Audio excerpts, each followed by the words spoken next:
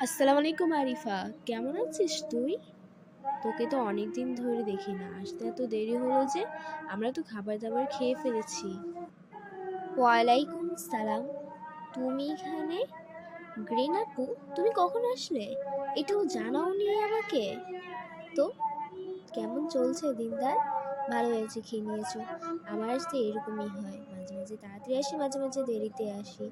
এখন আমি খাবো, সমস্যা নেই। হ্যাঁ, এই তো ভালো খারাপ সব মিলিয়ে আমার দিন চলছে। এখন কোন ক্লাসে পড়ছিস তুই?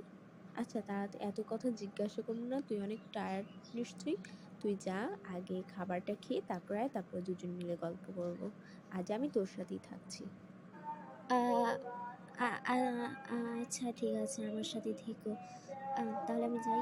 আচ্ছা ঠিক আছে, খাবারটা খেয়ে আসি, গল্প করবো অনেকক্ষণ, সমস্যা নেই গ্রিন আপু। ওকে, বেস্ট অফ লাক।